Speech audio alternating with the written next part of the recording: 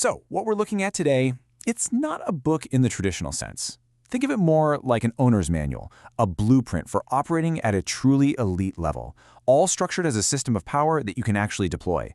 This is the architecture of the jewelry collection. And right away, this one quote, it just sets the entire tone. We're not talking about some incremental self-help here. The whole framework is built on this really powerful premise. You are being called to mastery, not to a life of comfort. So what is the jewelry collection really? Well, the source material is very clear about this. It's not a course you just buy. It's a vault. And access isn't just given to anyone. It's earned. Understanding this idea of a protected space, a space for high-level strategy, is the key to everything else that follows. The system itself kind of frames this as an initiation. The very fact that you're here learning about this means you've already proven yourself in a way. You've passed the first test.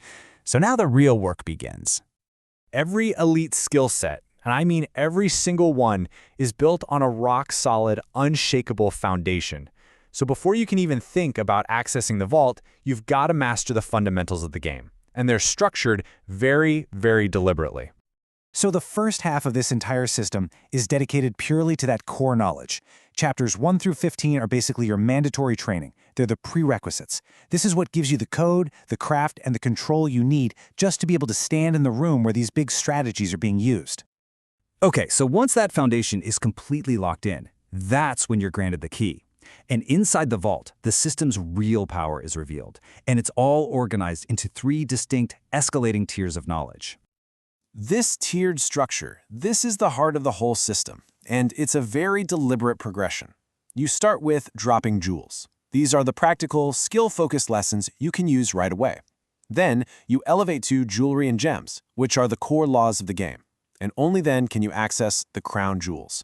We're talking the highest level of strategy, the billion-dollar secrets that basically control the entire board. This quote right here, it really reveals the true purpose of the Jewelry and Gems collection.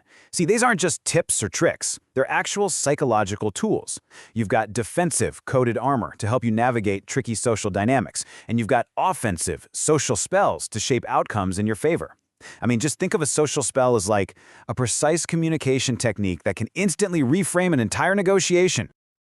Okay, and that is the right question to be asking. All this theory is powerful, for sure, but how does this system bridge that gap to actual execution? How does all this strategy become something you can do? Well, the answer lies in the vaults. And honestly, this is the most potent part of the whole collection. This is where all that abstract knowledge gets forged into deployable playbooks and, get this, crisis response kits. And just look at what's inside. We're not talking about vague concepts. These are specific weapons for high-stakes situations. I mean, take the Instant Reputation Recovery Toolkit. That's not just advice. It's a step-by-step protocol for seizing control of a narrative the second a crisis hits. Or what about the ultra-luxury networking playbook? It gives you frameworks for building real connections in circles where normal networking just completely falls flat. Every single one of these is a field-tested system designed for a very specific, high-value outcome. So, the system doesn't just end with a summary. No way. It ends with a final commitment. It asks you to actually step into a new identity by taking a vow, sealing your dedication to operating at this legendary level. And this final step is absolutely crucial. The Legends Vow isn't just a bunch of pretty words. It's designed to be an activation ritual. It's meant to shift your entire mindset from just learning the game to becoming the game.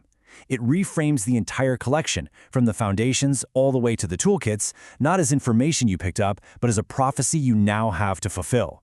This is the architecture of power, designed not for comfort, but for reign.